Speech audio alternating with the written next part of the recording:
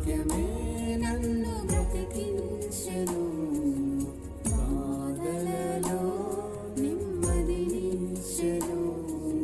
నీ వాక్యమే నన్ను బ్రతికించెను, బాధలలో నెమ్మదినిచ్చెను. కృపాశక్తి దయాశక్తి సంపూర్ణుడా, వాక్యమై ఉన్న యేసు వందనమయ్యా. కృపాశక్తి దయాశక్తి సంపూర్ణుడా, వాక్యమై ఉన్న యేసు వందనమయ్యా. నీ వాక్యమే నన్ను బ్రతికించెను.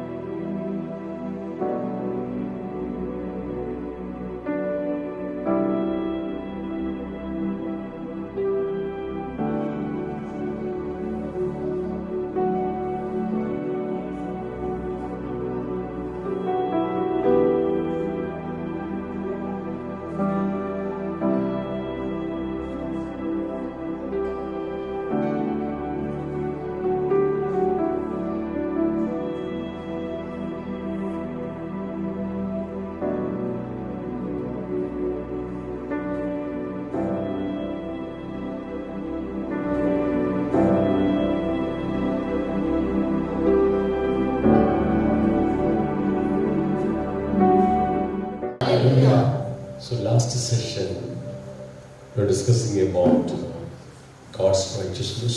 మరి పోయిన సెషన్లో మనం దేవుని నీతిని గురించి ధ్యానించుకుంటూ వచ్చాము. The Gospel of Matthew chapter 6 verse 33 Jesus said, "Seek first the kingdom of God and his righteousness." మత్తయి సువార్త 6:33లో యేసు ప్రభు సెలవిచ్చారు, మొదట దేవుని రాజ్యమును నీతిని వెతకమని చెప్పారు. Hallelujah. Hallelujah. So we have seen an outline of the kingdom of God. దేవుని రాజ్యమును గురించి క్లుప్తంగా మనం చూసి ఉన్నాం. Hallelujah. Hallelujah. And we started discussing about the righteousness of God. దేవుని యొక్క నీతిని గురించి మాట్లాడుకుంటూ వచ్చినాం. We have understood that if anyone seeks after God's righteousness, he should come to Jesus Christ. ఎవరైనా దేవుని యొక్క నీతిని వెతుకుచున్నట్లయితే వారు నిశ్చయముగా యేసు యొద్దకు రావాలి. Hallelujah. Hallelujah. By believing in Jesus, by faith in Jesus Christ, one can obtain God's righteousness. యేసు క్రీస్తును నమ్ముట వలన దేవుని యొక్క నీతిని ఒక వ్యక్తి పొందుకోగలడు. Hallelujah. Hallelujah. God has revealed his righteousness in the gospel of Jesus Christ. యేసు క్రీస్తు సువార్తలో దేవుడు తన నీతిని బయలుపరిచాడు, కనపరిచాడు. God has revealed his righteousness apart from the law. ధర్మశాస్త్రమునకు వేరుగా దేవుడు తన నీతిని బయలుపరిచాడు. Now those who believe in the name of Jesus, they could receive God's righteousness by faith in Jesus. యేసు యందు నమ్మకం ఉంచుట ద్వారా వారు దేవుని యొక్క నీతిని పొందుచున్నారు. So by faith in Jesus Christ, we receive God's righteousness. యేసుక్రీస్తుని నమ్ముట వలన దేవుని యొక్క నీతిని మనం పొందుకుంటున్నాం. And God justifies us because we have received His righteousness. మనం దేవుని నీతిని పొందుకున్నాం కాబట్టి దేవుడు మనలను నీతిమంతులుగా మారుస్తున్నారు. Justification means God considers you just as if you have never committed sin. నీతిమంతుడు అని దేవుడు అంటున్నాడు అంటే నీవు అసలు పాపమే చేయనట్లుగా చూచుచున్నాడు నిన్ను. So you have received God's righteousness by faith in Jesus. యేసు యందు విశ్వాసము ద్వారా దేవుని యొక్క నీతిని పొందుకుంటున్నావు. Because of His righteousness, God justifies you. దేవుని యొక్క నీతిని బట్టి దేవుడు నిన్ను నీతిమంతుడిగా చూస్తున్నాడు. Hallelujah. Hallelujah. And God changes your old name from sinner to righteous. దేవుడు నీ పాత పేరైన పాపి అని పేరు నుండి నీతిమంతుడు అని పేరు మారుస్తున్నాడు. Amen. Amen. God changes your old name from sinner to righteous. నీ పాత పేరు పాపి అనే పేరు నుండి నీతిమంతుడు అని పేరు మారుస్తున్నాడు. Now the Spirit of God works in your life ఇప్పుడు దేవుని యొక్క ఆత్మ నీ జీవితంలో పని చేయుచున్నాడు. and gives you more conviction of God's righteousness. దేవుని యొక్క నీతిని గురించి ఇంకా ఎక్కువగా నిన్ను ఒప్పింపజేయుచున్నారు. And slowly, step by step, the conviction of righteousness of God is increasing in your heart. నీలో దేవుని యొక్క నీతి నీ హృదయములో మెట్టుమెట్టుగా పెరుగుతున్నందువలన ఎదుగుతున్నందువలన You receive the revelation knowledge, the abundance of the gift of righteousness. దేవుని యొక్క వరమై ఉన్న అత్యధికమైన నీతి అనే జ్ఞాన ప్రత్యక్షతను పొందుకుంటున్నావు. Now you are able to reign over your life. అప్పుడు నీవు దేవుని యొక్క జీవితాన్ని నీవే పరిపాలించడం ప్రారంభిస్తావు. You will reign over sickness. రోగము పైన పరిపాలించడం ప్రారంభిస్తావు. Reign over sin. పాపముపై పరిపాలించడం You ప్రారంభిస్తావు. will reign over the tricks of Satan. సాతాను యొక్క కుయుక్తులపై పరిపాలించడం ప్రారంభిస్తావు. You will be able to reign over all kinds of spiritual enemies which are coming against your life. నీ జీవితానికి విరోధముగా వచ్చుచున్న ఆత్మీయ శత్రువులన్నిటిపైన నువ్వు పరిపాలించడం ప్రారంభిస్తావు. Hallelujah. Hallelujah. Now the righteousness of God becomes the breastplate of righteousness. ఇప్పుడు దేవుని యొక్క నీతి నీకు నీతి అనే మైమరువుగా మారిపోతున్నది. Breastplate of righteousness is one of the armor of God. ఈ నీతి అనే మైమరువు దేవుని యొక్క సర్వాంగ కవచములో ఒకటై ఉన్నది. Breastplate of righteousness is able to protect your heart and your conscience from the accusation, from the sin and its guilt. ఈ యొక్క నీతి అనే మైమరువు నీ హృదయమును నీ మనస్సాక్షిని అపరాధ భావము నుండి కాపాడుతున్నది. Hallelujah. Hallelujah. We need God's righteousness as a breastplate to stand against the tricks of Satan. సాతాను యొక్క కుయుక్తులను ఎదుర్కొనుటకు దేవుని యొక్క నీతి మనకు నీతి అనే మైమరుగా అవసరమైనది. Hallelujah. Hallelujah. Now we will have a detailed discussion about God's righteousness. మనం దేవుని యొక్క నీతిని గురించి ఇంకా వివరంగా చూద్దాం. I have told you that once you receive God's righteousness, the revelation knowledge of God's righteousness, that will strengthen you to stand against all the spiritual enemies. నువ్వు ఒకసారి దేవుని యొక్క నీతిని పొందుకున్నట్లయితే జ్ఞాన ప్రత్యక్షత గల ఆత్మ ద్వారా దేవుని యొక్క నీతి ద్వారా నువ్వు సమస్తమును ఎదుర్కోగలవు, జయించగలవు. Amen. Amen. You will be a victorious person. మీరు విజయవంతులుగా ఉంటారు. So please pray and receive the revelation knowledge of this teaching. కాబట్టి ఈ ఉపదేశం యొక్క జ్ఞాన ప్రత్యక్షతను పొందుకోండి. Hallelujah. Hallelujah. So we'll have a detailed discussion of this topic. దీని గురించి మనం వివరంగా చూద్దాం. We may go through Romans chapter 1 to chapter 10. మరి రోమీలకు రాసిన లేఖ 1వ అధ్యాయం నుంచి 10వ అధ్యాయం వరకు మనం వెళ్తూ ఉంటాం. But we will not have a detailed study in every chapter. కానీ ప్రతి అధ్యాయం గురించి వివరముగా చదవము. But what we need this day, that God will give us. మరి ఈ రోజు మనకి ఏదైతే అవసరమైందో దేవుడు అది మనకి ఇస్తారు. Now we start with Romans chapter 1.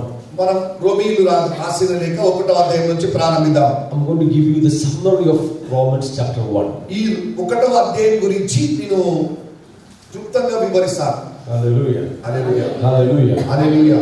See, Romans chapter 1 talks about the sin of the Gentiles. ఈ రోమీయులకు రాసిన లేఖ 1వ అధ్యాయం అన్యుల యొక్క పాపము గురించి మాట్లాడుతుంది. All the Gentiles have violated God's commandments. అన్యులందరూ కూడా దేవుని వాక్యమునకు అవిధేయులై ఉన్నారు. Gentiles have violated God's commandment. దేవుని యొక్క వాక్యమును అతిక్రమించారు. And they committed sin against God. దేవునికి విరోధంగా వారు పాపము చేశారు. They became sinners వారు పాపులుగా మారారు. and fall under the wrath of God. దేవుని యొక్క ఉగ్రతకు లోనయ్యారు. And they have to suffer God's judgment. దేవుని యొక్క తీర్పుకు లోనవుతున్నారు. The judgment of their sin is eternal death. వారి యొక్క పాపం యొక్క తీర్పు ఏంటిదంటే నిత్య మరణము. Amen. So this is the summary of Romans chapter 1. రోమీయులకు రాసిన లేఖ 1వ అధ్యాయం యొక్క క్లుప్త వివరణ. So we need to read verse 18 onwards. మనం 18వ వచనం నుంచి చదవాలి. Okay? Romans chapter 1 verse 18. రోమీయులు 1:18. So it is better to open your word Bible and read and write. మీరు మీ పరిశుద్ధ గ్రంథాన్ని తెరిచి చదివి రాసుకోండి. Okay. The wrath of God is revealed from heaven against all ungodliness and unrighteousness of men who suppress the truth in unrighteousness. దుర్నీతి చేత సత్యమును అడ్డగించు మనుషుల యొక్క సమస్త భక్తిహీనత మీదను దుర్నీతి మీదను దేవుని కోపము పరలోకము నుండి బయలుపరచబడుచున్నది. Amen. Amen. Romans chapter 1 verse 18 says that the wrath of God is revealed. దేవుని యొక్క కోపము బయలుపరచబడ్డది అని రోమీయులు 1:18 వచనం చెప్తుంది. Why the wrath of God is coming against the people of this world? మరి లోకం యొక్క ప్రజలకు విరోధంగా దేవుని యొక్క కోపం ఎందుకు వస్తున్నది? Because of their sin. వారి యొక్క పాపమును బట్టి. The whole world, the whole human being, violated God's commandment. యొక్క లోకమంతయు నరులందరూ దేవుని ఆజ్ఞను అతిక్రమించారు. And sinned against God. దేవునికి విరోధంగా పాపం చేశారు. Now they are under the wrath of God. వారు ఇప్పుడు దేవుని యొక్క కోపము క్రింద ఉన్నారు. God must judge them. దేవుడు వారిని నిశ్చయంగా తీర్పు విధించాలి. Because God is a righteous judge. ఎందుకంటే దేవుడు నీతి న్యాయవంతుడై ఉన్నారు. Why God judges the people? ఎందుకు దేవుడు ప్రజలకి తీర్పు విధిస్తున్నారు? Why the wrath of God is coming upon the people? దేవుని యొక్క కోపము ప్రజలపైకి ఎందుకు వస్తుంది? Because God is a righteous judge. ఎందుకంటే దేవుడు నీతి న్యాయవంతుడై ఉన్నారు. He is not only a gracious and loving father. ఆయన కేవలం కృప ప్రేమ స్వరూపుడైన తండ్రి మాత్రమే కాదు. He is a righteous judge. ఆయన నీతి న్యాయవంతుడై ఉన్నారు. He has to judge the sin according to his righteousness. ఆయన పాపమును తన నీతిని బట్టి తీర్పు విధించాల్సిందే. If he is not judging the sin, he is not at all a righteous judge. ఒకవేళ ఆయన పాపమునకు న్యాయము తీర్చకపోతే ఆయన నీతివంతుడైన న్యాయాధిపతి కాదు. It's clear. అర్థమవుతుంది కదా? He is a righteous judge. ఆయన నీతి న్యాయవంతుడై ఉన్నారు. He must judge the sin according to his righteousness. ఆయన నీతిని బట్టి పాపమును ఆయన శిక్షించవలసిందే. Hallelujah. Hallelujah. Hallelujah. Hallelujah. See, in other portions of the Bible says that God is a loving, gracious, merciful Father God. మరి పరిశుద్ధ గ్రంథంలో ఇంకొక భాగంలో చెప్తుంది దేవుడు కృపగల దేవుడు, కనికరం గల దేవుడు, ప్రేమ స్వరూపి అని చెప్తుంది. And we never forget. అది అవసరం లేదు, మర్చిపోవద్దు. In the end of this sessions, maybe tomorrow or tomorrow I will teach you about Father's heart. తండ్రి యొక్క హృదయం గురించి రేపు కానీ ఎల్లుండి కానీ మీకు ఉపదేశిస్తాను. We need to understand about Father's heart. తండ్రి యొక్క హృదయం గురించి మనం అర్థం చేసుకోవాలి. But same time he is a righteous judge. అదే సమయంలో ఆయన న్యాయాధిపతి అయి ఉన్నారు. He has to judge the sin according to his righteousness. ఆయన యొక్క నీతి న్యాయమును బట్టి ఆయన పాపమును శిక్షించాలి. So the wrath of God is coming against all unrighteousness and ungodliness of men on this earth. ఈ భూలోకములో మనుషుల యొక్క అవినీతి పైన దేవుని యొక్క తీర్పు శిక్ష వస్తుంది. The preceding scriptures talks about the major sins of the people of this world which they committed against God. దేవునికి విరోధముగా ఈ లోకంలో ఉన్న ప్రజలు చేసినటువంటి పాపములను గురించి కింది వచనాలలో చూస్తున్నాం. We have no time to explain everything. అన్నిటిని వివరించడానికి సమయం లేదు. We see few scriptures. కొన్ని వచనాలు చూద్దాం. Okay, verse 23. 23వ వచనం. They changed the glory of the incorruptible God into an image made like corruptible man and birds and four-footed animals and creeping things. వారు అక్షయుడగులు దేవుని మహిమను క్షయమగు మనుషుల యొక్కయు పక్షుల యొక్కయు చతుష్పాద జంతువుల యొక్కయు పురుగుల యొక్కయు ప్రతిమా స్వరూపముగా మార్చిరి. Have you noticed what is in the Bible? పరిశుద్ధ గ్రంథంలో ఏముందో గమనిస్తున్నారా? The people of this world, ఈ లోక ప్రజలు they exchanged the glory of the immortal God for images made to look like mortal man and birds and animals and reptiles. అక్షయుడగు దేవుని మహిమను క్షయమగు మనుషుల యొక్కయు పక్షుల యొక్కయు చతుష్పాద జంతువుల యొక్కయు పురుగుల యొక్కయు ప్రతిమా రూపముగా మార్చారు. Think about God. దేవుని గురించి ఆలోచించు. He's so holy. ఆయన ఎంతో పరిశుద్ధుడు. He's omnipotent God. ఆయన సర్వంతర్యామి. He's omnipresent God. సర్వంతర్యామి అయి ఉన్నాడు. He's omniscient God. ఆయన అన్ని చోట్ల ఉన్నటువంటి వాడు. Amen. అంతటా ఉన్నటువంటి వాడు. He's a great and mighty God. ఆయన గొప్ప సర్వశక్తుడై ఉన్నాడు. He's all powerful God. ఆయన సర్వశక్తుడై ఉన్నాడు. And what the people of this world did against God? దేవునికి విరోధంగా ప్రజలు ఏం చేస్తున్నారు? They changed the glory of the incorruptible God into an image made like corruptible man, birds, four-footed animals and creeping things. వారు ఏం చేస్తున్నారంటే అక్షయుడగు దేవుని యొక్క మహిమను క్షయమగు మనుషుల యొక్కయు పశువుల యొక్కయు చతుష్పాద జంతువుల యొక్కయు పురుగుల యొక్కయు ప్రతిమా రూపముగా చేశారు. When they saw an oxen, they said, "This is my creator." వారు ఎద్దును చూసినప్పుడు కోడెను చూసినప్పుడు నా దేవుడు అని చెప్పారు. When they saw a monkey, they told, "Oh, this is my Father God, my creator." కోతిని చూసినప్పుడు ఈయన నా సృష్టికర్త, నా తండ్రి దేవుడు అని చెప్పారు. When they saw a snake, they said, "Oh, this is my creator, this is my Father." వారు సర్పమును చూసినప్పుడు ఇదిగో నా సృష్టికర్త, నా తండ్రి అని చెప్పారు. How much the people of this world ridiculed at God, ridiculed at His name. ఈ లోక ప్రజలు ఎంతగా దేవుని యొక్క నామమును హాస్యాస్పదముగా చేసి అసహ్యముగా మార్చారు. No, I have no time to explain too much, but understand this much. ఇది అర్థం చేసుకోవడానికి ఎక్కువగా వివరించడానికి సమయం లేదు. No, we all think that we are so respected people, we have a lot of dignity, right? మనందరం అనుకుంటాం మనం చాలా గౌరవింపదగిన వ్యక్తులము, మనకి ఎంతో డిగ్నిటీ ఉందని. Correct? At least in your home, you think that you have so much dignity. మీకు కనీసం మీ ఇంట్లో అట్లా అనుకుంటారు మీరు. Suppose you are a small child, your young daughter is calling you dog. What do you feel? మరి నీ కూతురు నిన్ను కుక్క అని పిలిచి ఎట్లుంటది నీకు? Donkey. లేదా What do గాడిద you feel? ఎట్లుంటది నీకు? Your son or daughter address you as dog or donkey. What do you feel? నీ కూతురు లేదా కొడుకు నిన్ను గాడిద అని అంటే ఎట్లుంటది నీకు? It is shameful to you.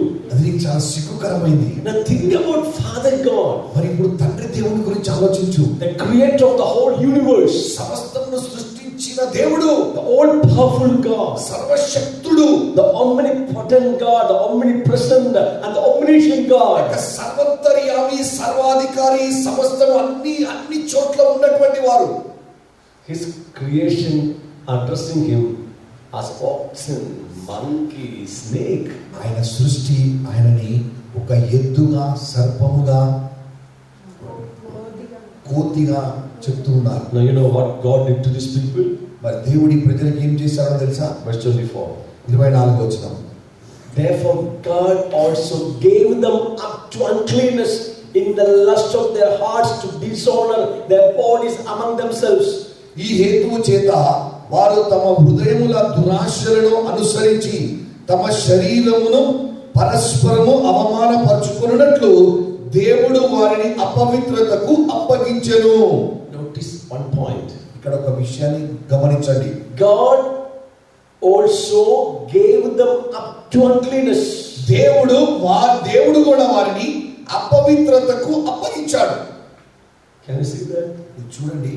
This point repeats 3 times in this portion. ఇక్కడ ఈ విషయము 3 సార్లు రాయబడ్డది. What is that? ఏంటిది? God gave them up to uncleanness. దేవుడు వారిని అపవిత్రతకు అప్పగించెను. To dishonor their bodies among themselves. వారి మధ్యలో వారే తమ శరీరమును అపవిత్రపరచుకొనుటకు. It's very important. అవమానపరచుకొనుటకు. What's the meaning? దీని అర్థం ఏంటిది? God gave them up to uncleanness. దేవుడు వారిని అపవిత్రతకు అప్పగించాడు. In the lust of their hearts to dishonor their bodies among themselves. వారి యొక్క హృదయమును దురాశను అనుసరించి వారి శరీరములను పరస్పరము అవమానపరచుకొనున్నట్లుగా. What is the significance of human body? మనిషి యొక్క శరీరం యొక్క ఉద్దేశము, సూచన ఏంటిది? Why God created man? దేవుడు మానవుని ఎందుకు సృష్టించాడు? Why did he give you a body? ఎందుకు దేవుడు నీకు శరీరం ఇచ్చాడు? God needs your body. దేవునికి నీ శరీరం అవసరం. He only created this body. ఆయనే ఈ శరీరాన్ని సృష్టించాడు. He created human body with a special purpose. ఒక ప్రత్యేక ఉద్దేశముతో ఆయన మనుషుల యొక్క శరీరాన్ని సృష్టించాడు. You know what is the purpose of creating human body? మనిషి యొక్క శరీరాన్ని సృష్టించడానికి గల ఉద్దేశం ఏంటో తెలుసా? God created human bodies as his temple, as his house, his dwelling place. ఆయన మందిరముగా, ఆయన యొక్క ఇల్లుగా, ఆయన నివాస స్థలముగా నరుని యొక్క శరీరాన్ని సృష్టించారు. Amen. Are you getting something? అర్థమవుతుందా? In the beginning of creation, God formed man's body that he may dwell in him as his house. సృష్టి ప్రారంభంలో మనిషి యొక్క శరీరాన్ని తన నివాస స్థలముగా, తన ఇల్లుగా కనుగొన్నాడు. But what they did to God? కానీ వారు దేవునికి ఏం What చేశారు? they did against God? దేవునికి విరోధంగా ఏం చేశారు? They have exchanged the glory of the incorruptible God into an image made like corruptible man and birds and four-footed animals and creeping things. వారు అక్షయుడగు దేవుని మహిమను క్షయమైనటువంటి పశువుల యొక్కయు చతుష్పాదముల యొక్కయు ఆ రీతిగా వారు మార్చేశారు. Then God gave them up to uncleanness. వారు అప్పుడు దేవుడు వారిని అపవిత్రతకు అప్పగించాడు. Anymore he cannot stay in them. ఆయన ఇక వారిలో నివసించలేడు.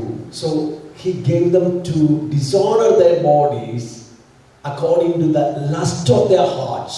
వారి హృదయ దురాశలను అనుసరించి వారి శరీరములను పరస్పరము అవమానపరచుకొనున్నట్లుగా అప్పగించాడు. That talks about sexual immoralities. అది ఏం చెప్తుందంటే లైంగిక పరమైన పాపములను గురించి మాట్లాడుతుంది. God cannot use their body. దేవుడు వారి శరీరాన్ని వాడుకోలేడు. So just give them up for uncleanness. వారిని అపవిత్రతకు అప్పగించేశాడు. Go do what we want to do. నువ్వేం చేయాలనుకుంటున్నావు చేసుకో. Correct? Now next main sin they did against God in verse 25. 25వ వచనంలో చూడండి. They exchanged the truth of God for a life and worship and served created things rather than the creator. అట్టివారు దేవుని సత్యమును అసత్యమునకు మార్చి సృష్టికర్తకు ప్రతిగా సృష్టమును పూజించి సేవించిరి. That's the second sin they did against God. వారు దేవునికి విరోధంగా చేసిన రెండవ పాపము. What is that? అదేంటిది? They worshipped created things, creatures than the creator. వారు సృష్టికర్తకు ప్రతిగా సృష్టమును పూజించి నమస్కరించి, Instead of worshipping, praising, thanking the Father God, the creator, they started worshipping, thanking, praising the created things, creatures. సృష్టికర్త అయిన తండ్రి దేవునికి ఆరాధించడానికి, స్తుతించుటకు, మహిమపరచుటకు బదులుగా వారు సృష్టమును పూజించి ఆరాధించి మహిమపరచారు. Now see what God did to them. దేవుడు వారిని ఏం చేస్తున్నాడు? Verse 26. 26వ వచనం. For this reason, God gave them up to wild passions. అందువలన దేవుడు తుచ్చమైన అభిలాషలకు వారిని అప్పగించెను. See, God gave them up to wild passions. చూడండి, దేవుడు వారిని తుచ్చమైన అభిలాషలకు వారిని అప్పగించాడు. God gave them over to shameful lust. ఈ యొక్క సిగ్గుకరమైన వ్యామోహమునకు దేవుడు వారిని అప్పగించేసాడు. There begins all kinds of sexual perversion, deviations. ఇక్కడ లైంగిక పరమైన భయంకరమైన పాపములు ప్రారంభమయ్యాయి. Homosexuality begins there. Lesbianism begins there. అక్కడ పురుష సంయోగులు, తర్వాత స్త్రీలను వివాహం చేసుకోవడం అనేది ఇక్కడ ప్రారంభమైనది. That is, you read in 26, 27. 26, 27 వచనాలు చదవచ్చు. Now move to verse 28. 28వ వచనంలోకి రండి. And even as they did not like to retain God in their knowledge, God gave them over to a debased mind. చూడండి, మరియు వారు తమ మనస్సులో దేవునికి చోటియనొల్లకపోయిరి గనుక చేరాని కార్యములు చేయుటకు దేవుడు భ్రష్ట మనస్సుకు వారిని అప్పగించెను. Third time, మూడోసారి God gave them up to a debased mind. దేవుడు వారిని భ్రష్ట మనస్సుకు అప్పగించారు. What is meaning of debased mind? Depraved mind. భ్రష్ట మనస్సు అంటే అర్థం ఏంటిది? What is in Telugu? It is in English. God gave them to a debased mind. భ్రష్టత్వం, భ్రష్ట మనస్సుకు అన్న Telugu. Debased means to reduce the quality or value of something. ఒక విలువైన దానికి విలువలేని దానిగా చేయడం. See, God created Adam in his own image and likeness. దేవుడు ఆదాముని తన రూపములో ప్రత్యక్షంగా సృష్టించారు. Correct. So I have already said the image of God manifests in his spirit. దేవుని యొక్క రూపము అతని యొక్క ఆత్మలో ప్రత్యక్షపరచబడ్డది. That is what my understanding. అది నాకు అర్థమైనటువంటిది. It's only my understanding. అది నా అర్థం. Okay. And his likeness reveals in his faculty, in his soul. ఆయన యొక్క ప్రాణములో ఆయన యొక్క సారూప్యము ప్రత్యక్షపరచబడుతుంది. Likeness. Image and likeness. Correct. రూపము, సారూప్యము. Poliga. Poliga. Image means what? What is image in Telugu? స్వరూపము. Image. Likeness. Poliga. Correct. The image of God manifests in the spirit of man, human spirit. మనిషి యొక్క ఆత్మలో దేవుని యొక్క స్వరూపము ప్రత్యక్షమవుతుంది. రూపము. I told you, సారూప్యం. God created our new man, new spirit, human spirit, according to his true righteousness, true holiness, true knowledge and his glory. దేవుడు మనల్ని నూతనీకరించుట వలన మనల్ని సత్య నీతిలోనికి, సత్య పరిశుద్ధతలోనికి, సత్య ప్రేమలోనికి నూతనీకరించారు. Okay, so our new man is created according to his own image. మన నూతన మనిషి పురుషుడు, అంతరంగ పురుషుడు ఆయన రూపములో మార్చబడ్డాడు. Then it is mentioned that that is the true righteousness, holiness, true knowledge and the glory of God. అది దేవుని యొక్క సత్య నీతి, సత్య పరిశుద్ధత, సత్య ప్రేమ, మహిమ. So these are the elements in the God's image. ఇవన్నీ దేవుని యొక్క సారూప్యములో ఉన్నాయి. That image manifests in the spirit of man. దేవుని నరుని యొక్క ఆత్మలో ఇవి ప్రత్యక్షపరచబడ్డాయి. God not only created man according to his image but also in his likeness. దేవుడు నరుని తన యొక్క రూపంలో, సారూప్యంలో సృష్టించునే కాదు, He not only created man in his own image but also in his likeness. దేవుడు ఆయన యొక్క రూపంలోనే, సారూప్యంలో కూడా సృష్టించాడు.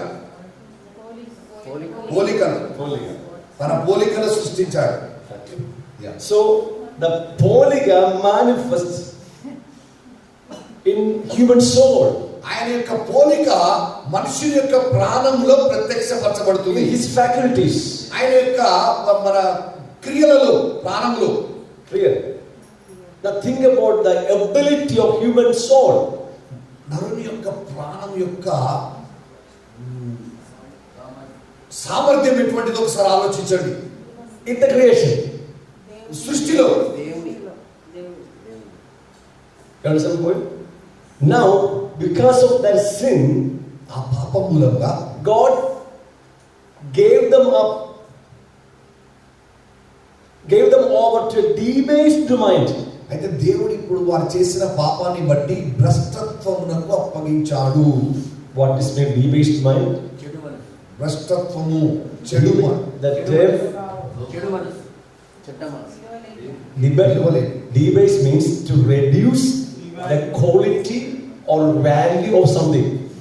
ఆ ఉన్నత సామర్థ్యం ఉన్నటువంటి దాన్ని విలువలేని దానిగా, కింది స్థాయిగా అప్పగించేశాడు. Because of this type of sin, God reduced the quality of human soul.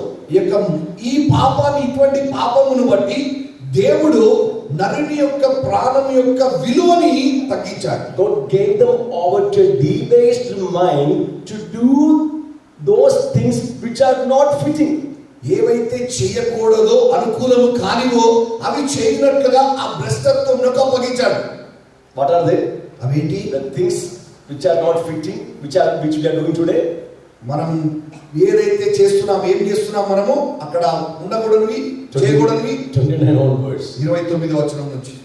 Being filled with all unrighteousness, దుర్నీతి చేత, అవినీతి చేత నింపబడటం, sexual immorality. Let me go. 29 onwards. Wickedness, covetousness, maliciousness, full of envy, murder, strife, deceit, evil-mindedness. They are whisperers, backbiters, haters of God, violent, proud, boasters, inventors of evil things, disobedient to parents, undiscerning, untrustworthy, unloving, unforgiving, unmerciful, who, knowing the righteous judgment of God, that those who practice such things are deserving of death, not only do the same but also approve of those who practice them. అట్టివారు సమస్తమైన దుర్నీతి చేతను, దుష్టత్వము చేతను, లోభము చేతను, ఈర్ష్య చేతను నిండుకొని మత్సరము, నరహత్య, కలహము, కపటము, వైరమును వాటితో నిండిన వారై కొండెగాళ్ళను, అపవాదకులను, ద్వేషులను, హింసకులను, అహంకారులను, బీంకములాడువారును, చెడ్డవాటిని కల్పించువారును, తల్లిదండ్రులకు అవిధేయులను, అవివేకులను, మాట తప్పువారును, అనురాగరహితులను, నిర్దయులనైరి. ఇట్టి కార్యములను అభ్యసించువారు మరణమునకు తగిన వారు అను దేవుని న్యాయ విధిని వారు బాగుగా ఎరిగియుండి వాటిని చేయుచున్నారు. ఇది మాత్రమే గాక వాటిని అభ్యసించు వారితో సంతోషముగా సమ్మతించుచున్నారు. And the list goes on. అలా ముందుకు వెళ్తా ఉంటారు. Not here, in many other portions of the Bible. ఇక్కడ కాదు, పరిశుద్ధ గ్రంథంలో మిగతా భాగాల్లో The sin of the people of this world, the list goes on. ఈ లోకం యొక్క మనుషుల యొక్క పాపములు ఇంకా వేరే భాగాల్లో చూడొచ్చు. Have you noticed one thing? ఒకటి గమనించారా? These are not fitting to God's creation.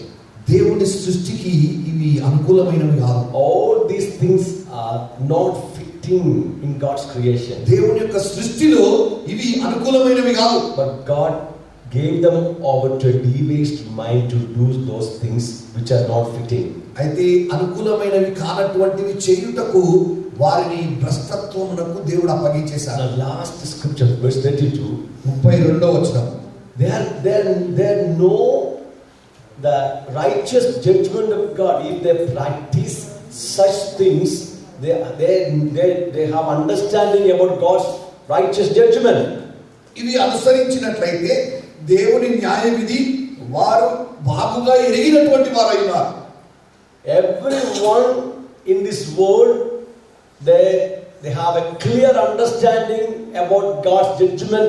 If they practice such things, there will be judgment, righteous judgment. ఇటువంటివి అనుసరించినట్లయితే దేవుని యొక్క న్యాయ శిక్ష వస్తుంది అని ప్రతి ఒక్కరికి తెలుసు. What is the judgment? ఆ తీర్పు ఏంటిది? Death. మరణం Is there? అక్కడ రాయబడింది. That those who practice such things are deserving of death.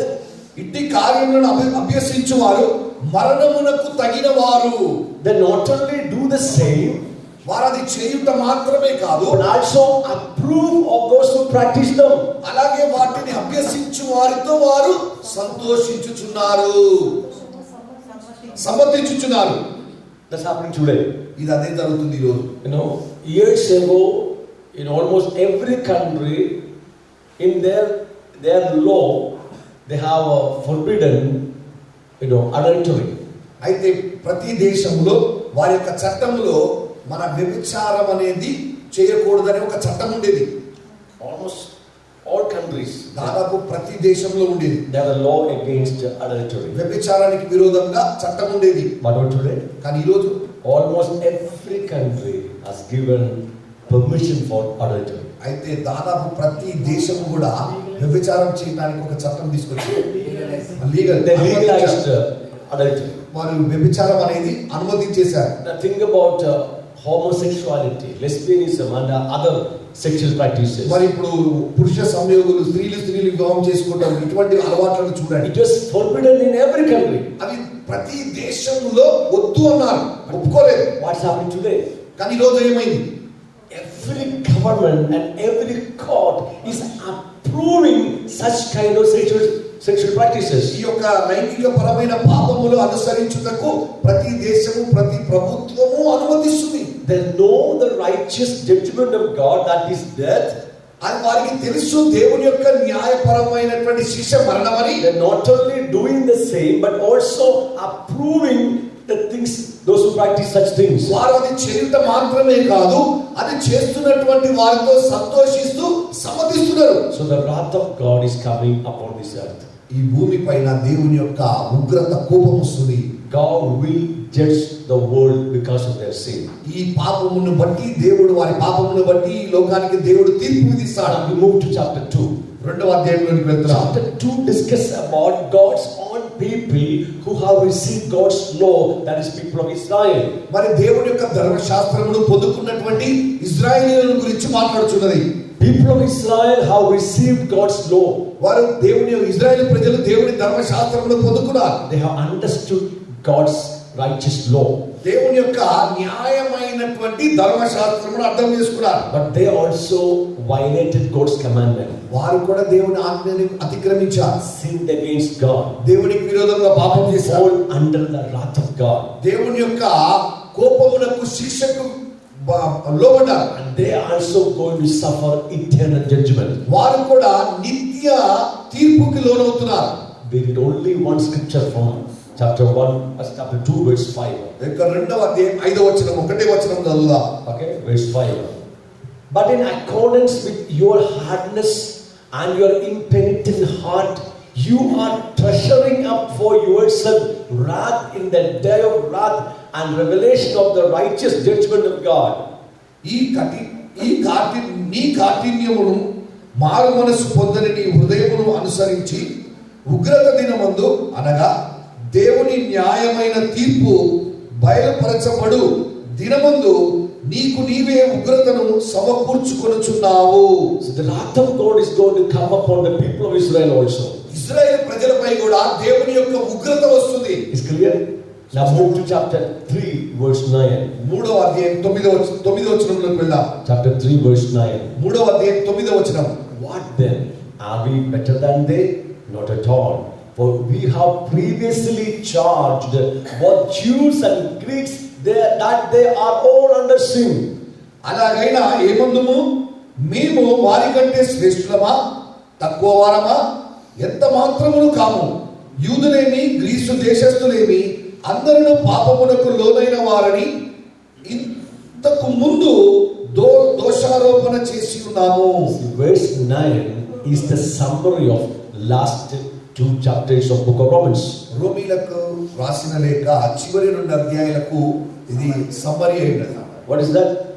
We have previously charged both Jews and Greeks that they are all under sin. యూదులను Greece దేశస్థులను అందరూ పాపమునకు లోనై ఉన్నామని ముందుగానే దోషారోపణ చేయబడినది అంటున్నారు. All are sinners. అందరూ పాపులే. Both Jews and Gentiles are sinners. యూదులు అన్యులు పాపులు. They have violated God's commandment. వారు దేవుని ఆజ్ఞను అతిక్రమించారు. Sinned against God. దేవునికి విరోధంగా పాపం చేశారు. Under the wrath of God. దేవుని యొక్క ఉగ్రతకు లోనయ్యారు. And God is going to judge them according to his righteousness. దేవుడు తన యొక్క నీతిని బట్టి వారికి తీర్పు విధించబోతున్నాడు. 10వ As it is written, there is none righteous, not even one. ఇందును గురించి వ్రాయబడినది ఏమనగా నీతిమంతుడు లేడు, ఒక్కడును లేడు.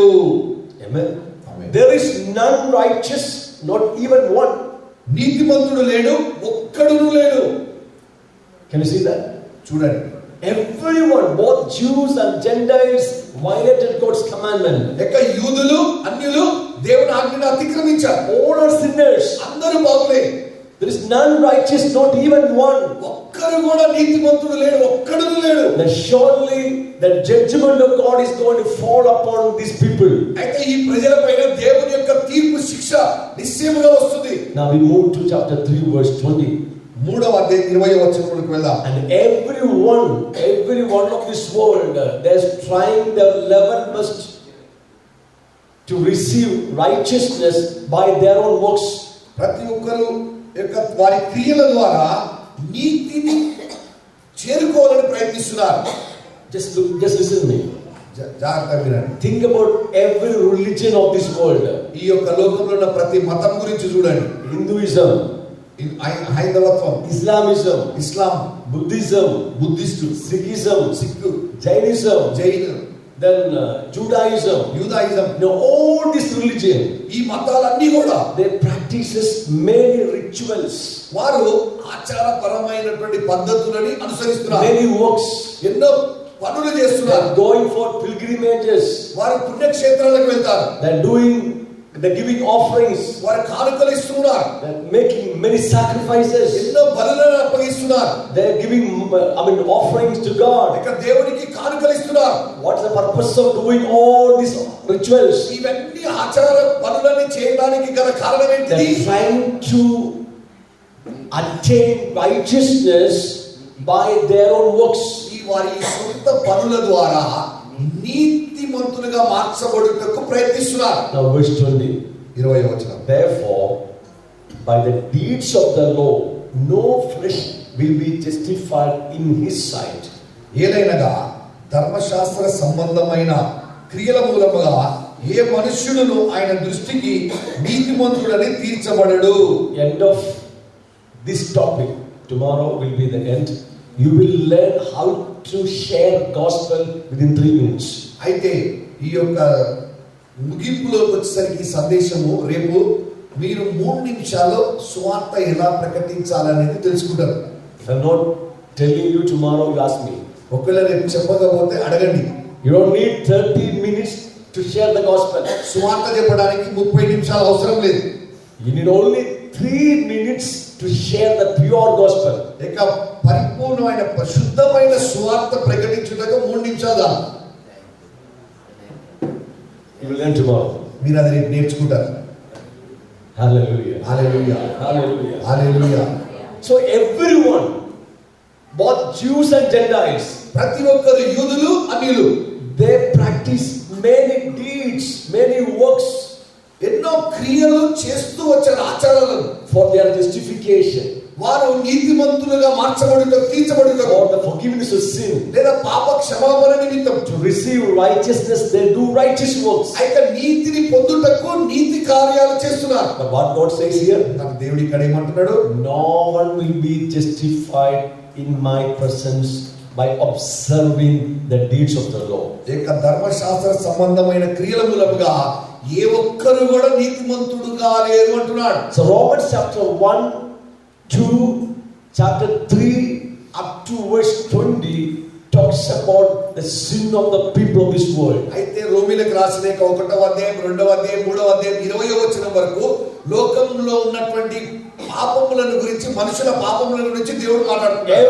Everyone has violated God's commandment. ప్రతి ఒక్కరు దేవుని ఆజ్ఞను అతిక్రమించారు. Both Jews and Gentiles have violated God's commandment. యూదులు అన్యులు దేవుని ఆజ్ఞను అతిక్రమించారు. Committed sin against God. దేవునికి విరోధంగా పాపం చేశారు. They become sinners వారు పాపులయ్యారు. and fall under the wrath of God. దేవుని యొక్క ఉగ్రతకు లోనయ్యారు. And God is going to judge them according to His righteousness. దేవుడు తన నీతిని బట్టి తీర్పు, శిక్ష విధిస్తాడు. Eternal death is the punishment of sin. పాపము యొక్క శిక్ష నిత్య మరణము. So God reveals His righteous anger, righteous wrath against sinners. ఇక పాపులకు విరోధంగా దేవుడు తన నీతి పరమైనటువంటి ఉగ్రతను, కోపమును కనపరుచుచున్నాడు. Now, few more things to explain here. ఇక్కడ కొన్ని విషయాలు వివరించాలి. Now, why God judges the sinners? ఎందుకు దేవుడు పాపులకు శిక్ష విధిస్తున్నాడు? Why God judges the sin? ఇక పాపమును ఎందుకు దేవుడు శిక్షిస్తున్నాడు? Because He is a righteous judge. ఎందుకంటే ఆయన న్యాయాధిపతి అయి He ఉన్నాడు. has to judge the sin according to His righteousness. ఆయన నీతిని బట్టి ఆయన న్యాయాధిపతిగా తీర్పు విధిస్తాడు. But important question. ముఖ్యమైన ప్రశ్న, Why God has given eternal death as the punishment of sin? పాపం యొక్క శిక్ష నిత్య మరణముగా దేవుడు ఎందుకు ఇచ్చారు? Now listen be careful. జాగ్రత్తగా వినండి. You know, this is not only a deliverance program. ఇది కేవలం విడుదల కార్యక్రమమే కాదు. I'm seeing 60 pastors are sitting before me. ఇక్కడ కొంతమంది పాస్టర్లు కూర్చోవడం చూస్తున్నాను. 60 missionaries are sitting before me. ఇక్కడ నా ఎదుట 60 మంది మిషనరీలు, కాపర్లు కూర్చోవడం చూస్తున్నా నేను. I know you come here for deliverance. మీరు ఇక్కడికి విడుదల కొరకు వచ్చారని నాకు తెలుసు. But I am very, very cunning man. నేను చాలా తెలివిగలవాడిని. I will not simply come to pray for your healing and deliverance. నేను కేవలం ఇక్కడికి మీ స్వస్థత, విడుదల కొరకు ప్రార్థన చేయడానికి మాత్రం రాను. I need something from you. మీ నుంచి నేను ఏదైనా కోరుకుంటా.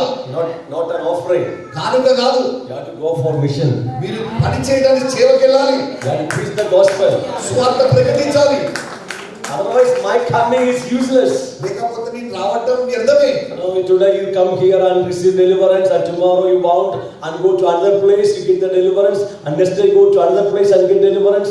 Your life is useless. మీరు ఇక్కడికి వచ్చి విడుదల పొందుకుంటారు, మళ్ళా వెళ్ళి బంధింపబడి మళ్ళీ ఇంకో దగ్గర విడుదల పొందుకుంటారు, మళ్ళా వెళ్ళి ఇంకో దగ్గర బంధింపబడి ఇంకో దగ్గరికి పోయి విడుదల పొందుకుంటారు. జీవితానికి అర్థమే లేదు. Make sure this is the last place for your healing and deliverance. మీ యొక్క స్వస్థత, విడుదలకి ఇదే చివరి స్థలము, చివరి సమయాన్ని తీర్మానం చేసుకోండి. Don't go after many other places for healing and deliverance. స్వస్థత, విడుదల కొరకు ఎన్నెన్నో స్థలాలకు పరిగెత్తొద్దు. Receive your healing and deliverance. మీ స్వస్థత, విడుదలను పొందుకోండి. Receive some ministry. పరిచర్యను పొందుకోండి. And go for God's ministry. దేవుని పరిచర్యకు వెళ్ళండి. Hallelujah. Hallelujah. Hallelujah. That's why I told you I will teach you how to share gospel within 3 minutes. అందుకే మీతో చెప్పాను 3 నిమిషాల్లో సువార్త ఎట్లా ప్రకటించాలో మీకు నేర్పిస్తానని. హల్లెలూయా. That's why I'm giving you such kind of teaching. అందుకే అటువంటి ఉపదేశాన్ని చెప్తున్నా. Why God judges? ఎందుకు దేవుడు శిక్ష విధిస్తున్నాడు? Because of His righteousness. ఆయన నీతిని బట్టి. He is a righteous judge. ఆయన నీతి న్యాయవంతుడై He ఉన్నాడు. has to judge sin according to His righteousness. ఆయన నీతిని బట్టి దేవుడు న్యాయాధిపతిగా తీర్పు విధించాలి. My question, నా ప్రశ్న, why He gives the eternal death as the punishment of sin? పాపమునకు శిక్షగా ఎందుకని నిత్య మరణమును ఇస్తున్నాడు? Why God gives eternal death as the punishment of sin?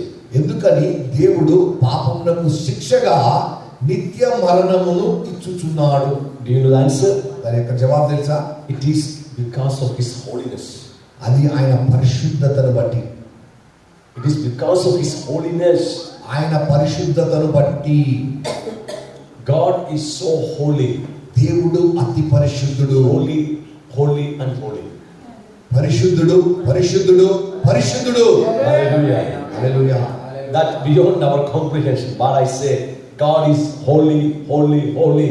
That is beyond our understanding. దేవుడు పరిశుద్ధుడు, పరిశుద్ధుడు, పరిశుద్ధుడు అనటము నా ఊహకు అంత ఉన్నతమైనది. Because of His holiness, He cannot tolerate sin. ఆయన పరిశుద్ధతను బట్టి పాపమును సహించలేడు. Yes. God will not tolerate sin because He is so holy. ఆయన అతి పరిశుద్ధుడు కాబట్టి పాపమును ఆయన సహించలేడు. A sinner cannot come near to a holy God. ఒక పాపి పరిశుద్ధుడైన దేవుని దగ్గరికి రాలేడు. He must stay away from His presence. ఆయన సన్నిధికి దూరంగా ఉండాల్సిందే. He must stay away from His presence without receiving His life. ఆయన జీవమును పొందుకోకుండా ఆయన సన్నిధికి దూరంగా ఉండవలసిందే. He must stay in eternal hell. నిత్య నరకములోనే ఉండాలి. So what is the meaning of death? మరణం అంటే అర్థం ఏంటిది? Absence of God. There are different levels of death, different range of death mentioned in the Holy Bible. పరిశుద్ధ గ్రంథంలో వివిధ రకాల అంతస్తుల మరణం గురించి కొన్ని అంతస్తులు ఉన్నాయి. The first word, that is spiritual death. మొదటి మరణం ఏంటిదంటే ఆత్మీయ మరణం. Spiritual death means what? ఆత్మీయ మరణం అంటే ఏంటిది? Separation from the fellowship of Father God. తండ్రి దేవుని యొక్క సహవాసం నుంచి దూరం అవడం. And being in the state of not having His life. ఆయన జీవము లేకపోవుట.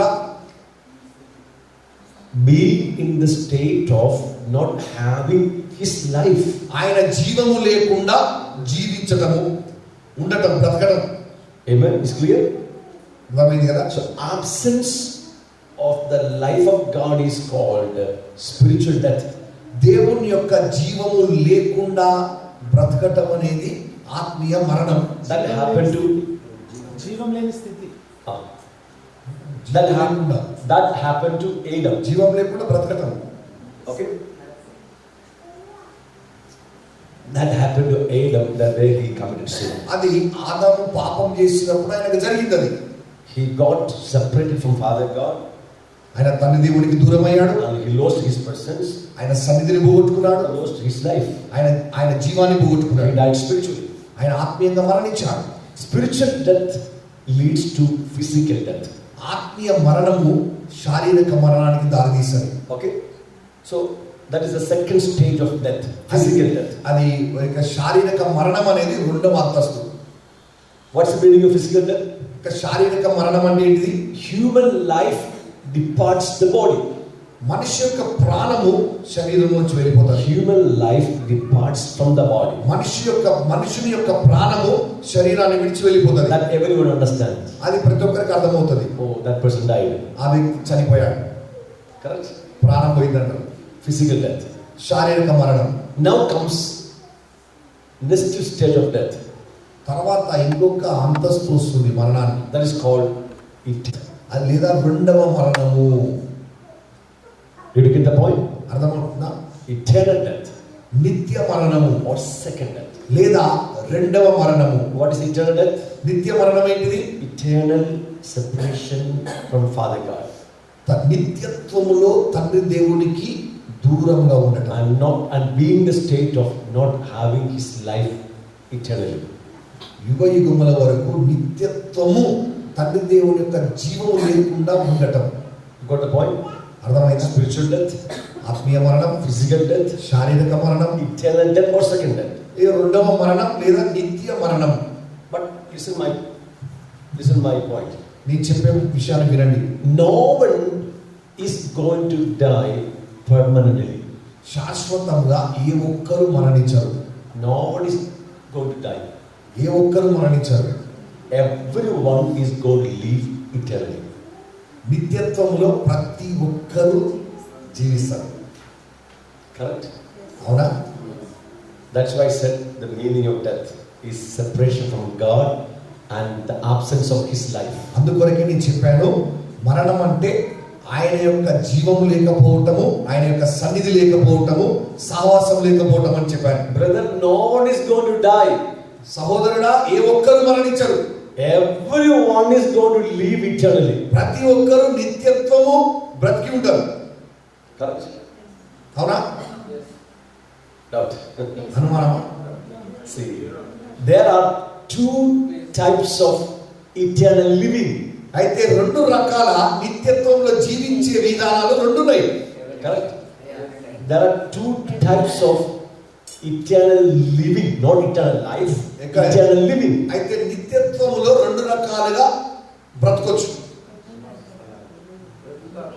బ్రతుకుతారు. Is it clear? There are రెండిట్లలో ఏదో ఒకటి. There are two types of eternal living. రెండు రకాల నిత్య బ్రతుకులు ఉన్నాయి.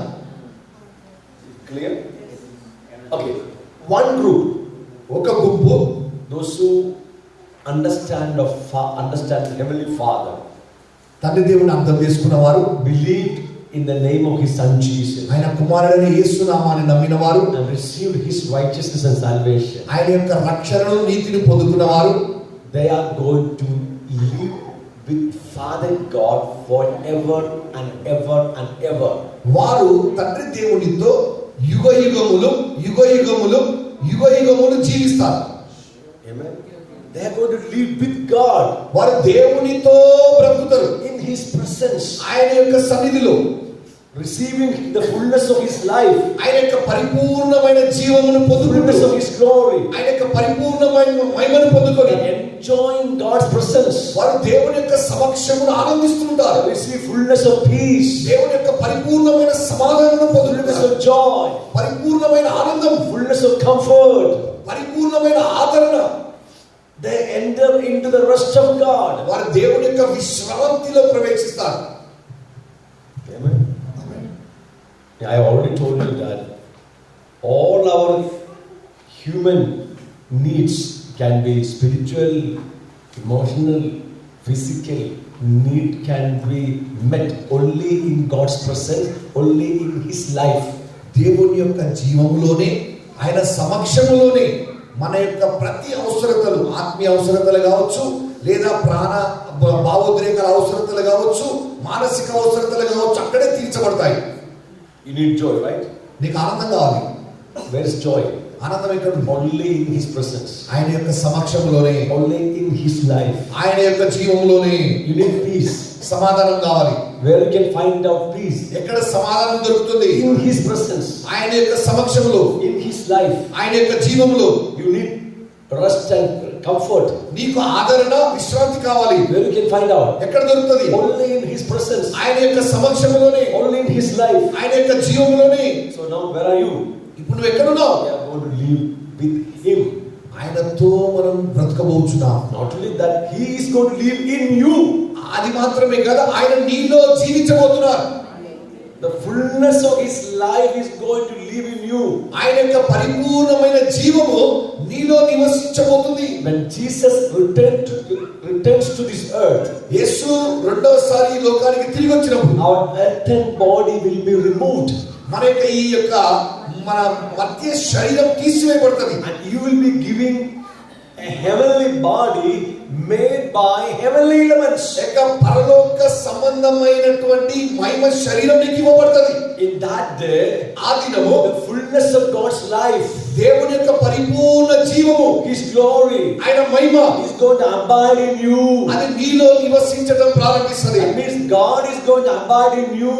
దేవుడు నీలో నివసించడం ప్రారంభిస్తాడు. You are going to abide with God. మనము దేవునితో నివసించబోతున్నాం. God abides in you.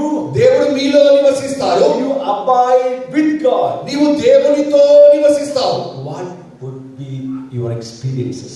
నీ యొక్క అనుభవాలు ఎలా ఉంటాయి?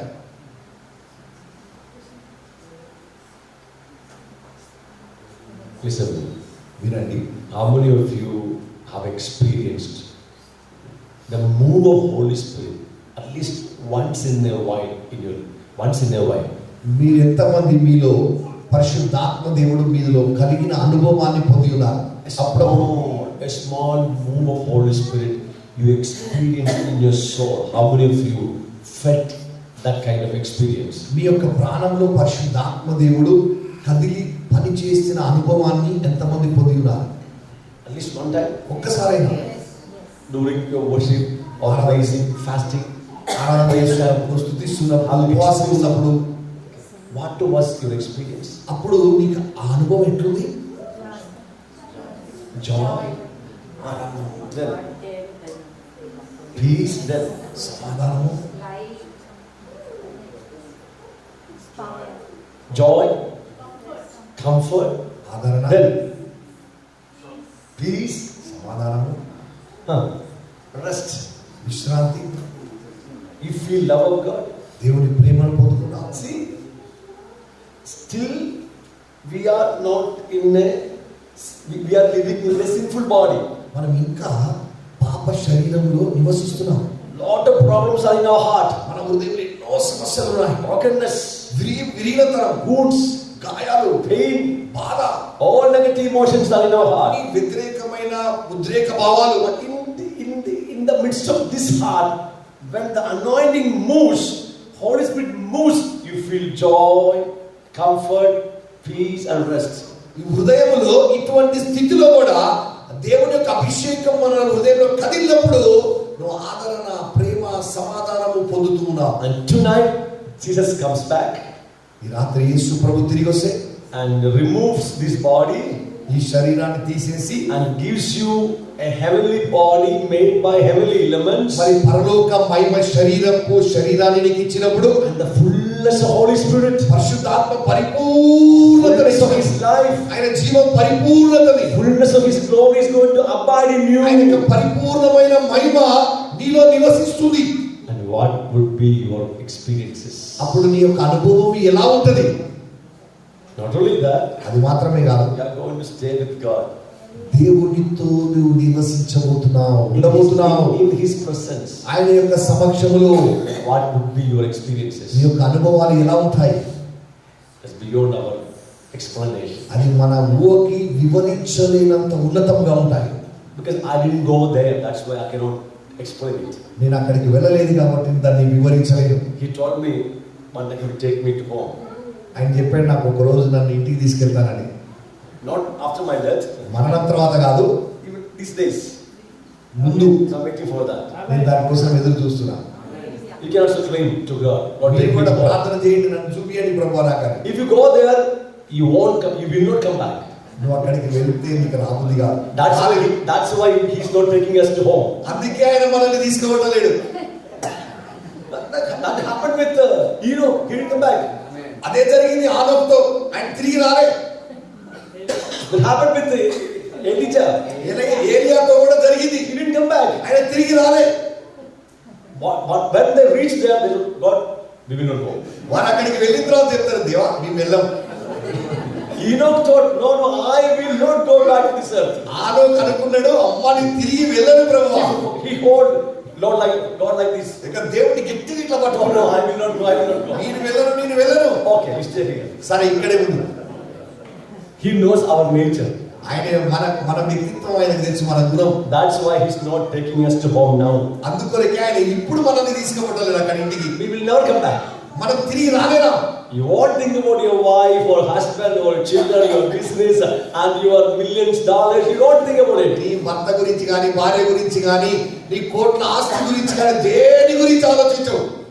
Because you are in the presence of God. ఎందుకంటే నువ్వు దేవుని యొక్క సమక్షంలో ఉన్నావు. This is one type of eternal living. ఇది ఒక విధానం, ఈ నిత్యత్వంలో జీవించడం. Another group of people, ఇంకొక గుంపు, those who have rejected Father God, తండ్రి దేవుడిని తృణీకరించిన వారు, rejected His Son Jesus, ఆయన కుమారుడైన యేసుని తృణీకరించిన వారు, they are also going to live eternally. వారు కూడా నిత్యత్వంలో బ్రతుకుతారు, ఉంటారు.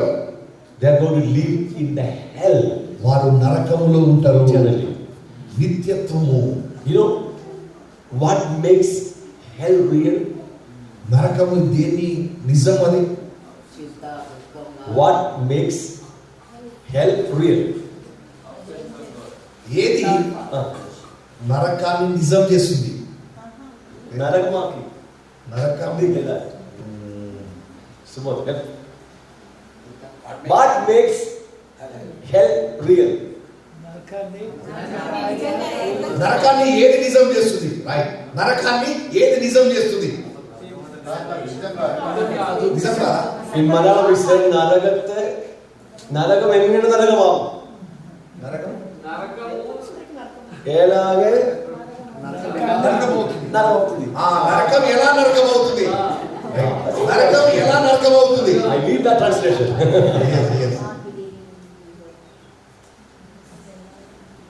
The absence of the presence of God makes hell real.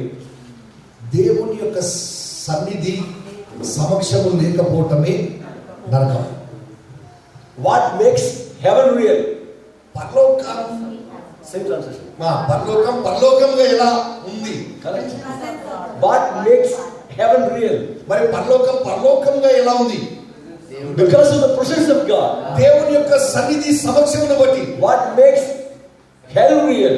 మరి నరకం నరకముగా ఎలా ఉంటుంది? The absence of the presence of God. దేవుని యొక్క సమక్షము సన్నిధి లేకపోవటమే. Now think about the people who are going to live in hell forever and ever. యుగ యుగములు నరకములో నివసించే వారి గురించి ఆలోచించండి. They are going to live their eternity without Father God and His presence. వారు యుగ యుగములు తండ్రి దేవుడు లేకుండా, ఆయన సన్నిధి లేకుండా బ్రతుకుతారు, అక్కడ They ఉంటారు. are going to live in the hell forever and ever without the life of God. దేవుని యొక్క జీవము లేకుండా నరకములో వారు యుగ యుగములు ఉంటారు. No life of God in them. వారిలో దేవుని జీవము లేదు. Then think about all their emotions. వారి యొక్క ఉద్రేకాల భావాలను ఆలోచించండి. All the negative emotions will manifest in its full measure. వారిలో ప్రతి వ్యతిరేకమైన హావభావాలు, ఉద్రేకాలన్నీ కూడా ప్రత్యక్షపరచబడతాయి, పనిచేస్తుంటాయి. That will manifest in its full measure. పరిపూర్ణముగా అవి పనిచేయడం ప్రారంభమవుతాయి, పనిచేస్తుంటాయి. Depression. కృంగుదల. Have you ever went through depression? మీరు ఎప్పుడైనా కృంగిపోయి ఉన్నారా? Yeah. You know what is depression? కృంగుదల అంటే ఏంటో మీకు తెలుసు. In the hell, that depression will manifest in its full measure. నరకంలో ఆ కృంగిపోవటం అనేది పూర్తిగా వారి పైన పనిచేస్తుంది. Fear భయం will manifest in its full measure. అది పరిపూర్ణముగా అక్కడ పనిచేస్తుంది. Their bitterness, వారి యొక్క చేదు, their hatred, వారు వ్యతిరేకించుట, their grief, వారి యొక్క వేదన, their pain, వారి యొక్క బాధ, their sorrows, వారి యొక్క దుఃఖము, their agony, వారి యొక్క వేదన, their guilty conscience, వారి యొక్క అపరాధ భావము, all the negative emotions are going to manifest in its full measure. Those who are living in the hell. నరకములో ఉంటున్నటువంటి వారిలో ఈ వ్యతిరేకమైనటువంటి ఇవన్నీ కూడా హావభావాలు, ఇవన్నీ కూడా పరిపూర్ణముగా కనబడతాయి, పనిచేయడం మొదలైతే. You know why? ఎందుకో తెలుసా? No God's life in them. వారిలో దేవుని యొక్క జీవం లేదు. Then think about the atmosphere of the hell. ఆ నరకం యొక్క వాతావరణాన్ని గురించి ఆలోచించు. No presence of God at all. దేవుని సన్నిధి లేదు అక్కడ. You know today what's happening on this earth? ఈ భూమిపైన ఈ రోజు ఏం జరుగుతుందో The తెలుసా? Holy Spirit is on this earth. ఈ లోకములో భూమి మీద పరిశుద్ధాత్మ దేవుడు ఉన్నారు. Correct? అవునా? That's why you feel some pleasant atmosphere on this earth. అందుకొరకే ఈ భూమి పైన దేవుని యొక్క సన్నిధిని పొందుతాము. When we come together as a church, we feel the more anointing is moving, right? So you don't want it to go out of the hall. నువ్వు మనం సంఘంగా కూడి ఇక్కడ ఉన్నప్పుడు దేవుని యొక్క అధికమైన అభిషేకం ఇక్కడ కదలటం సంచరించడం చూస్తున్నాం. అందుకే ఆలోచి బయటికి పోవాలనిపించదు. The thing about the people who are living in hell, మన నరకంలో ఉన్న ప్రజల గురించి ఆలోచించాలి. atmosphere, I cannot explain of that atmosphere. ఆ వాతావరణం గురించి నేను వివరించలేను. Like a desert, like a dry land. అది అరణ్యముగా ఎడారిగా ఉంటది. Not only that, అది మాత్రమే కాదు, Lucifer and all his fallen angels are in the hell. ఆ లూసిఫర్ వాటితో పాటు పడిపోయిన దూతలందరూ వారితో ఉంటారు అక్కడ నరకంలో. Today Lucifer and all the fallen angels are on this earth. మరి ఈ రోజున లూసిఫర్ పడిపోయిన దూతలు ఈ భూమి పైన ఉన్నారు. But their wickedness are not completely manifesting on this earth. ఈ భూమి పైన వారి యొక్క చెడు పూర్తిగా బయలుపరచబడలేదు. You know why their wickedness are not completely manifesting on this earth? వారి యొక్క భూమి పైన వారి యొక్క చెడు ఎందుకు పూర్తిగా ప్రత్యక్షపరచబడలేదంటే Holy Spirit is on this earth. పరిశుద్ధాత్మ దేవుడి భూమి మీద ఉన్నారు కాబట్టి. The church is on this earth. సంఘము ఈ యొక్క భూమి పైన ఉన్నది కాబట్టి. That is why the wickedness of Satan is not going to manifest completely on this earth. అందుకొరకే సాతాను యొక్క సంపూర్ణ దుష్టత్వము ప్రత్యక్షపరచబడదు. But in the hell, నరకంలో no spirit of God, దేవుని ఆత్మ లేదు, no church of God. దేవుని సంఘము So లేదు. the wickedness of devil is going to manifest completely in the hell. దయ్యం యొక్క చెడు దుష్టత్వము పూర్తిగా బయలుపరచబడుతుంది. Or think about the people, those who are going to live in the hell eternally. మరి ఆ నరకములో ఉంటున్నటువంటి ప్రజల గురించి ఆలోచించాలి. Do you want to go there? నీకు అక్కడికి పోవాలనుందా? Do you want to go there? ఎక్కడికి పోవాలనుందా?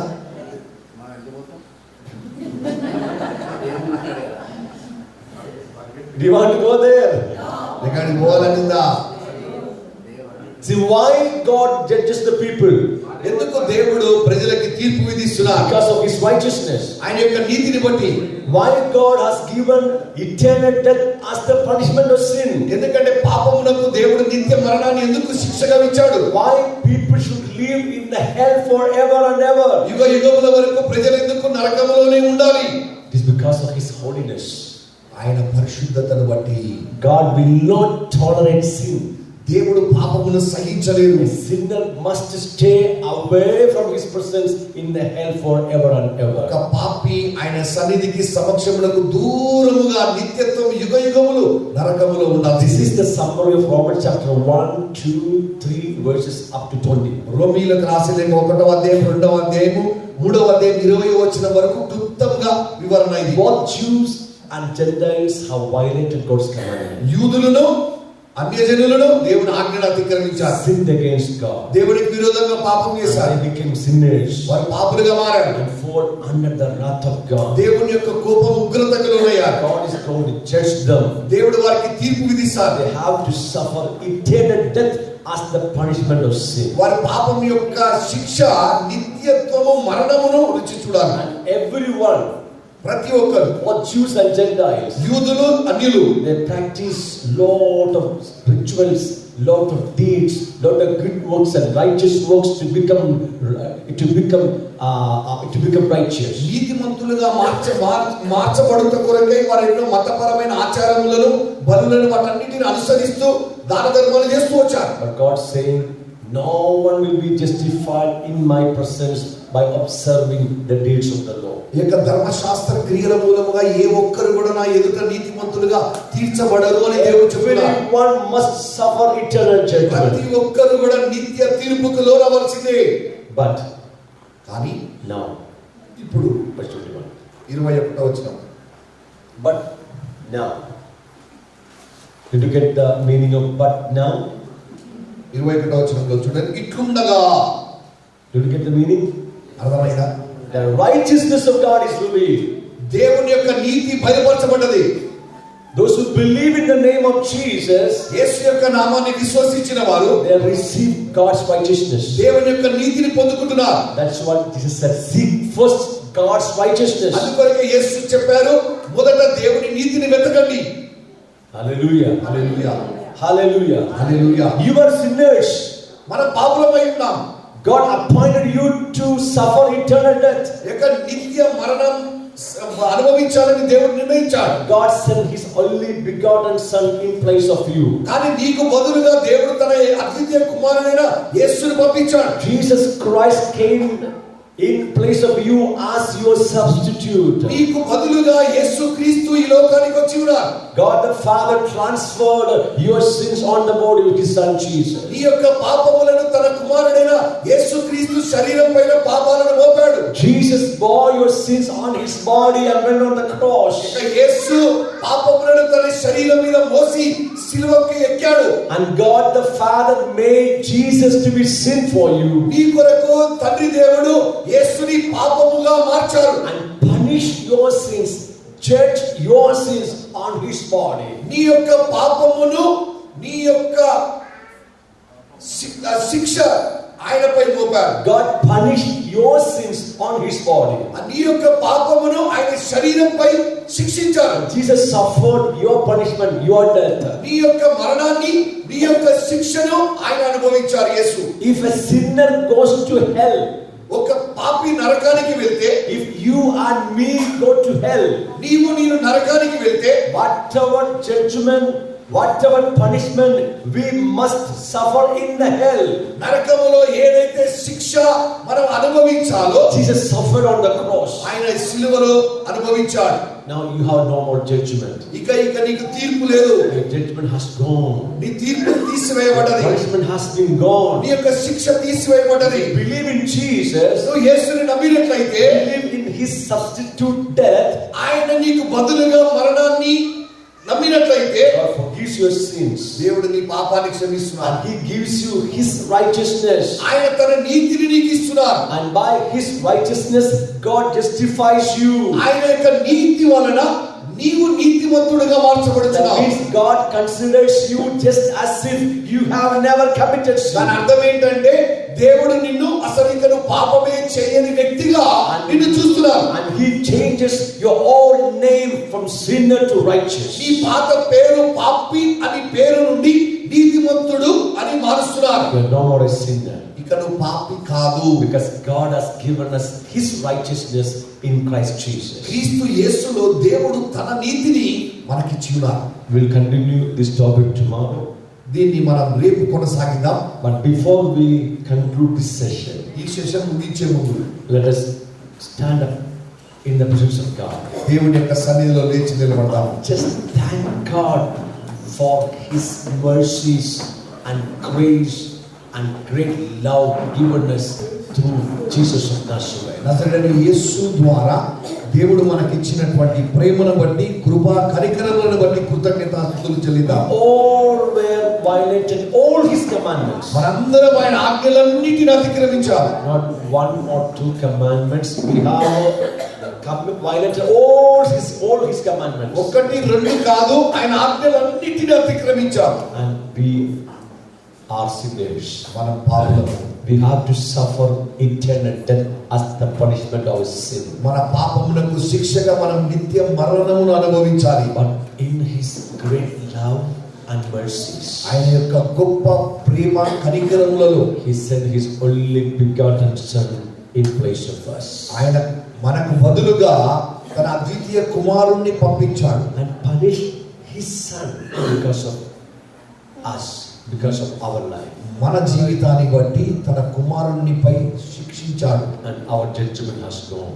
మన యొక్క తీర్పు తీసివేయబడ్డది. We have no more punishment. మనకి ఇక శిక్ష లేదు.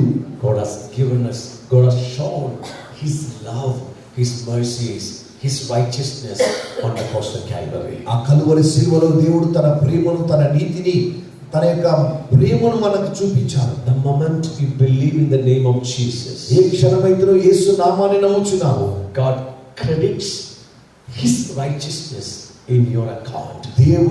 దేవుడు తన నీతిని నీలో ఉంచుచున్నాడు. God considers your faith as righteousness దేవుడు నీ విశ్వాసమును నీతిగా ఎంచుచున్నాడు. and imputes His righteousness in your account. ఆయన యొక్క నీతిని నీలో ఉంచుచున్నాడు. Already He transferred your sin and all the consequences of sins in the account of Jesus Christ. యేసు క్రీస్తులోనికి నీ పాపము యొక్క వేతనం అంతటిని కూడా వేసి ఉన్నారు. Already transferred your sins and your problems, your curses and all the consequences of your sins. నీ యొక్క Transferred to the account of Jesus. నీ యొక్క పాపం వల్ల వచ్చు పర్యవసానములు వాటన్నిటిని కూడా యేసు ప్రభు పైకి ముందుగానే మార్చి ఉన్నారు. And all the benefits of His death ఆయన credited in your account. ఆయన మరణము వలన వచ్చినటువంటి ప్రతి లాభములన్నిటిని నీలో ఉంచి ఉన్నారు. God has given us His righteousness, దేవుడు తన నీతిని మనకి ఇచ్చి ఉన్నారు. His holiness, ఆయన పరిశుద్ధతను, every blessings of the cross given to us. సిలువలో ప్రతి ఆశీర్వాదం మనకి ఇవ్వబడ్డది. Just lift up your hands and say thank you, Father God. చేతులెత్తి తండ్రి దేవా మీకు వందనాలని చెప్పు. Thank you, Father God. తండ్రి దేవా మీకు వందనాలు. Thank you, Father God. తండ్రి దేవా మీకు వందనాలు. Saving my life from eternal death. నిత్య మరణము నుండి నా జీవితాన్ని కాపాడినందులకు. Thank you, Father God, for saving my life from eternal hell. నిత్య నరకము నుండి నా జీవితాన్ని కాపాడినందుకు తండ్రి దేవా మీకు వందనాలు. Thank you, Father God, giving me your righteousness. మీ యొక్క నీతిని నాకు ఇచ్చినందుకు వందనాలు తండ్రి దేవా. Thank you for justifying me, Father God. అయ్యా నన్ను నీతిమంతుడిగా మార్చినందుకు వందనాలయ్యా. Thank you for changing my old name from sinner to righteous. పాత పేరైన పాపి అనే పేరుని నీతిమంతుడిగా మార్చినందుకు వందనాలు తండ్రి దేవా. Hallelujah. హల్లెలూయా Hallelujah. హల్లెలూయా.